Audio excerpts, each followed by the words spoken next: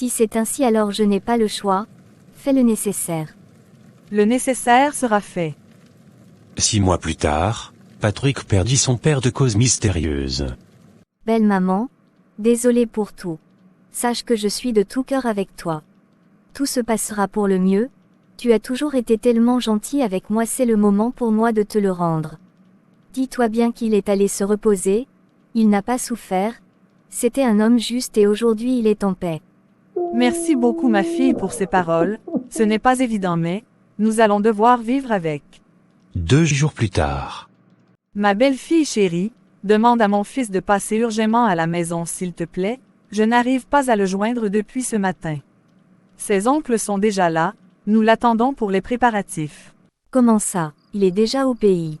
Oui bien sûr, depuis 3 jours déjà, tu n'étais pas au courant, je suis étonnée. Il m'avait pourtant dit que depuis son arrivée il était avec toi. D'accord maman, j'essaierai de l'appeler et je te reviens. Qu'est-ce que j'entends là? Depuis 3 jours déjà qu'il est au pays, il ne m'a pas appelé, et n'est même pas passé dans cette maison, je vais tirer cette histoire au clair. Et son numéro ne passe pas, bref je vais appeler son ami, il sait forcément où il se trouve, ils sont inséparables. Allô Alex, c'est Aurore, je n'arrive pas à joindre Patrick et sa mère s'inquiète, s'il te plaît dis-lui que c'est urgent et que je souhaite lui parler tout de suite. Bonjour Aurore, c'est que, je ne sais pas, je ne l'ai pas vu depuis. J'essaierai quand même de le joindre à mon tour pour lui dire de vous rappeler. Ne me prends pas pour une idiote, il est au pays depuis 3 jours et je suis à ce qu'il paraît la dernière à être au courant mais pas grave, j'accepte d'être le dindon de la farce. Il est en deuil et c'est la seule raison pour laquelle je ne ferai pas de scandale. Dis-lui que sa mère s'inquiète et le cherche. Je tirerai toute cette histoire au clair. Au revoir. Toi tu es toujours en train de mettre les gens dans les problèmes. Quand comptes-tu lui dire la vérité? Tout retombe sur moi aujourd'hui et je n'accepterai pas cette histoire longtemps, je te préviens. Calme-toi, je maîtrise la situation, tu n'as pas à me parler comme à un enfant. Je l'espère pour toi, je t'aurais prévenu. 1 mois passa après le deuil, puis Patrick regroupa sa mère, Aurore, et son frère pour leur faire part d'un problème. Maman, mon cher oncle et à vous aussi mes frères. Je crois que vous allez me détester après ce jour, mais honnêtement je n'ai pas le choix. Je dois vous faire part de la situation que je vis malgré le mal que cela pourra engendrer. Mais de quoi veux-tu nous parler? Tu me fais peur mon fils. Ce message s'adresse à Aurore. Quoi? Comment ça? Tu as quelque chose à me dire que j'ignore? Et pourquoi demander à ce que nous soyons tous regroupés ici si c'est un message qui m'est adressé? Je te remercie Aurore du fond du cœur pour tout ce que tu m'as apporté, mais honnêtement je ne peux plus continuer. Mais de quoi tu parles? Je sais que tu es quelqu'un de bien et espère que tu trouveras un jour la force de me pardonner. J'ai rencontré une autre femme avec qui je sors depuis 2 ans et aujourd'hui il m'est impossible de continuer à faire semblant, c'est devenu intenable, pardonne-moi pour tout, je suis tellement désolé. Réi, ce garçon m'a mis dans la honte. Ma fille s'il te plaît relève-toi, arrête de pleurer. Comment oses-tu nous appeler et nous dire cela en face? Que vais-je dire à ses parents? N'as-tu donc pas honte? Je vais encore parler comme devant les gens, tout le monde va me traiter de mauvaise femme. Et mon mari, tu es où? Regarde ce dans quoi ton fils me met. Même pas 2 mois que tu es parti, je dois déjà avoir à gérer cette histoire de la honte. Tu as pris 10 années de la fille d'autrui et c'est comme ça que tu viens nous l'annoncer. C'est le merci que je reçois après toutes ces années de sacrifice. J'ai prié, j'ai attendu, je me suis sacrifié et c'est ça ma récompense. Non, moi qui voulais avoir tous mes enfants avec le même père, aujourd'hui à 34 ans, tu me condamnes à n'en avoir qu'un seul. Toutes tes promesses, tous ces mots que tu me disais n'avaient donc pas de valeur?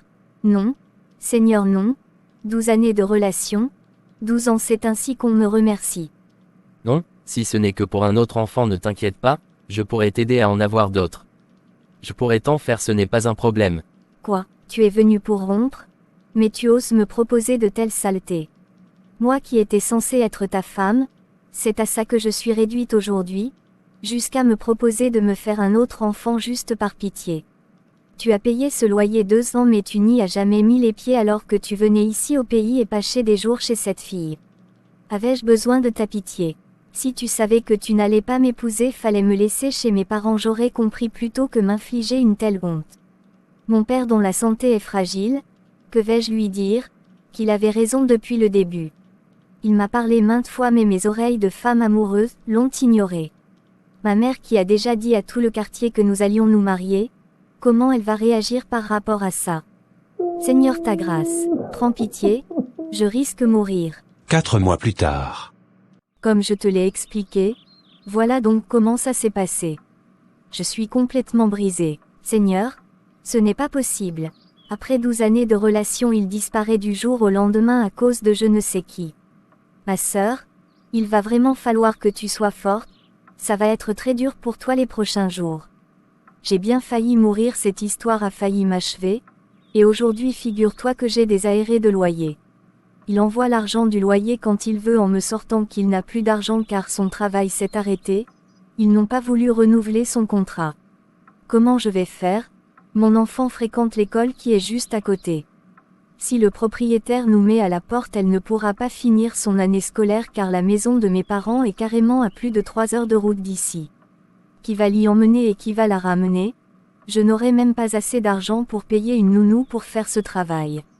Ça c'est son karma, ce n'est que le début.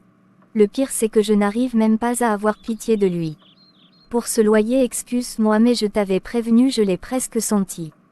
Il coûte très cher et à cause de ça tu ne peux pas rester. Ça va être très dur pour toi car une fille qui part de la maison de ses parents et qui y retourne dans de telles conditions je n'ai jamais vu. De toute façon j'ai la conviction que Dieu a réservé pour toi quelque chose de merveilleux, ne désespère pas. Cette fille et lui ne perdent rien pour attendre, on ne peut pas faire autant de mal à quelqu'un impunément. Tu verras, Dieu a prévu quelque chose de grand pour toi aussi, ne désespère pas. Tu verras, il m'a quitté pour cette fille parce que elle a de l'argent, elle a voyagé, un gigolo comme ça. J'ai même appris qu'ils ont eu un enfant et qu'Alex avec qui je parlais pourtant tous les jours était au courant de tout depuis le début. Sa mère et ses frères, que disent-ils?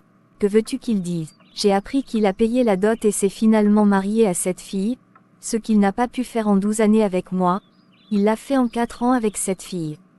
Sa mère m'a carrément dit qu'elle n'avait pas le choix, qu'elle a tout essayé pour lui faire changer d'avis, mais rien n'y fait.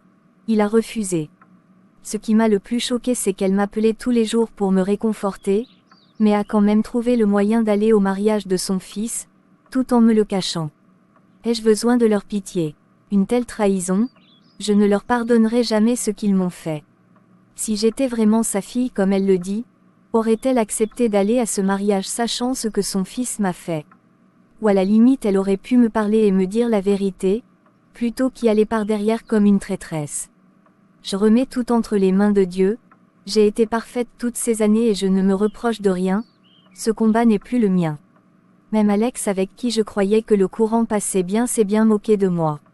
Laisse Alex tranquille, les femmes doivent comprendre que les amis de ton mari ou les amis de ton fiancé ne sont pas tes amis. Car le jour où il y aura un choix à faire, ils choisiront leur ami et aujourd'hui je suis sûre qu'il est l'ami de cette fille et qu'il est au courant de tout depuis le début. Ce qui ne te tue pas te rend plus fort, rends grâce à Dieu pour ses révélations et je continue à croire qu'il a des projets pour toi. Aurore rentra chez ses parents le cœur lourd, elle traversa une année intense de dépression, mais, grâce à un ancien contact, elle trouva un travail de réceptionniste, dans un grand magasin puis un jour rencontra Jésus. Bonjour ma fille, j'ai un rendez-vous avec monsieur Michel. Pouvez-vous lui dire que je suis là, je vous prie? Oui bien sûr, un instant je vous prie. Donnez-moi votre nom pour que je puisse le prévenir s'il vous plaît. Mon nom est Peter, dites-lui que c'est le pasteur Peter. Un instant plus tard. Mon père, un instant je vous prie. J'attendais que votre rendez-vous soit terminé pour vous parler, je ne sais pas si vous avez le temps de m'écouter. Ne t'inquiète pas ma fille, je prends beaucoup de plaisir à écouter les gens. Vas-y, je t'écoute. 5 minutes plus tard. C'est vraiment choquant ce que j'ai entendu. Tu as tellement souffert, mais sache que tes peines aujourd'hui prennent fin. Je comprends maintenant que Dieu ne m'a pas envoyé ici aujourd'hui pour voir ton patron car ses problèmes sont déjà réglés, mais pour te secourir toi. On t'a arraché ton mariage, tes projets et tes voyages, mais sache qu'aujourd'hui tout te sera restauré au nom de Jésus car rien ne lui est impossible. Je souhaite que tu viennes à notre prière de ce soir, afin que je puisse mieux t'expliquer ce que le Seigneur m'a chargé de te dire. Tu es un enfant béni, loin de Dieu et il manifestera sa gloire dans ta vie à condition que tu l'acceptes. Tu iras et rendras témoignage, après avoir vu les miracles qu'il opérera dans ta vie. Je méditerai sur ton cas et t'en dirai plus ce soir. Va te préparer, et à tout à l'heure. Je l'accepte mon père, je l'accepte. Merci beaucoup. Je te laisse mon contact et l'adresse, la prière est pour 19 h, ne sois pas en retard. Bien noté mon père, j'y serai. Mon père, j'ai beaucoup aimé votre façon de prêcher, on dirait que tout ce que vous avez dit me concernait directement, c'était incroyable. J'ai été submergé de tellement de bons et mauvais souvenirs à la fois. Seigneur aide-moi je t'en prie. Tiens-toi bien, tu es entre de bonnes mains, le Seigneur me charge de te dire que tu seras restauré au nom de Jésus. Tes parents n'ont pas été assez éveillés pour vous protéger toi et tes frères et aujourd'hui tu en paies le prix. On t'a attaché mystiquement de telle sorte qu'il faut une intervention divine pour pouvoir détacher le sort du non-accomplissement dans ta vie. Je te vois brillante et illuminée par Jésus, tu n'es pas censée être si terne et maigre. Lève-toi ma fille, nous allons prier, vois opérer Dieu dans ta vie et va rendre témoignage. Je déclare que tes jours sur cette terre d'hommes ne se changeront plus en ténèbres au nom de Jésus. Seigneur, prends autorité sur chacune de ces journées. Proclame que sa famille et elle vivront à compter de ce jour des manifestations visibles des bénédictions qu'elle transportera spirituellement. Enfin Seigneur, détruis le non-accomplissement dans sa vie afin qu'elle aille et rende témoignage. Va ma fille et rends grâce, tu es libre à présent. Tu es délivré et as reçu l'autorité de Dieu pour piétiner le serpent. Tu seras la tête et non la queue, va et béni soit le Seigneur qui agit dès à présent dans ta vie. Loué soit Jésus, merci mon Père, soyez infiniment bénis. 6 mois plus tard. Bonjour monsieur, que puis-je faire pour vous? Bonjour madame, en fait, c'est juste pour un renseignement. Oui ça tombe bien, c'est ce à quoi consiste mon travail. Une semaine plus tard, Landry revit Aurore, et les deux échangèrent leurs contacts.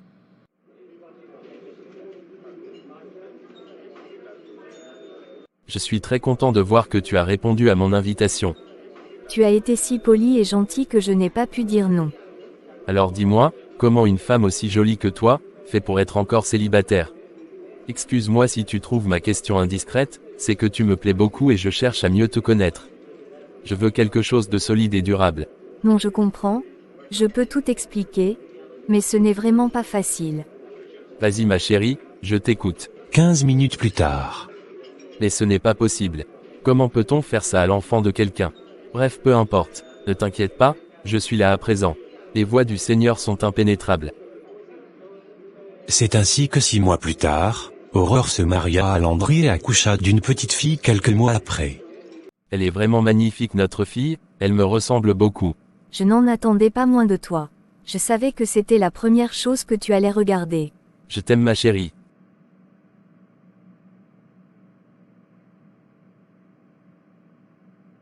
Cinq ans plus tard. Patrick, tu m'as fait peur. Je t'ai à peine reconnu. Qu'est-ce que tu fais là? Que veux-tu? Je suis très occupée. Je t'ai appelé sans succès, je te demande pardon une fois de plus Aurore pour tout ce que je t'ai fait. J'ai laissé cette marabouteuse, je sais exactement ce que je veux aujourd'hui s'il te plaît. Je me suis marié pour les mauvaises raisons, donne-moi une autre chance, je sais aujourd'hui que c'était toi la femme de ma vie. Je me suis rendu compte qu'elle n'était pas la bonne, qu'elle m'avait envoûté pour que je l'épouse et aujourd'hui elle est devenue folle, elle casse tout à la maison et mes enfants n'ont pas de paix.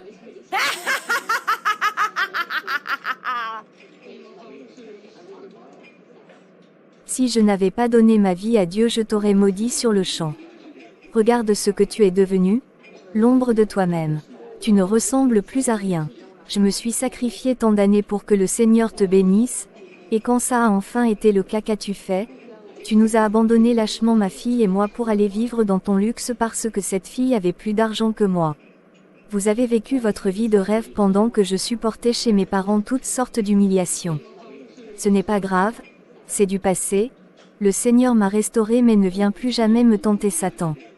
Je suis une femme mariée et mère de famille à présent. Si tu reviens me parler de telles bêtises, je t'envoie le feu du Saint-Esprit.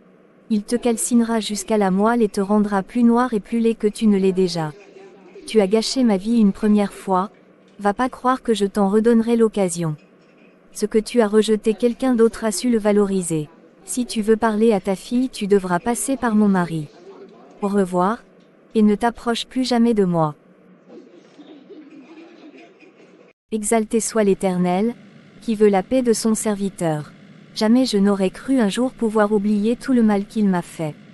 Comme dit la Bible dans Matthieu 11 verset 28, « Venez à moi, vous tous qui êtes fatigués et chargés, et je vous donnerai du repos. » Si tu te sens trop faible pour combattre, choisis d'avoir le Seigneur des armées, il combattra pour toi et tu seras victorieux. Cette histoire est remplie d'enseignements, qui nous poussent à nous remettre en question. Les parents devraient éduquer les enfants selon les voies du Seigneur, non pas pour éviter les attaques du malin, mais pour les combattre et en sortir victorieux. Ils doivent rester éveillés pour assurer la protection de leurs enfants. Aurore a été une proie facile car elle était livrée à elle-même, mais le Seigneur a vu sa détresse et a décidé de changer ses larmes en cris de joie. À tous ceux et celles qui vivent dans leur vie le phénomène du non-accomplissement, je vous invite à méditer sur cette histoire et engager une prière de combat, de restauration afin que le Seigneur vous redonne votre autorité.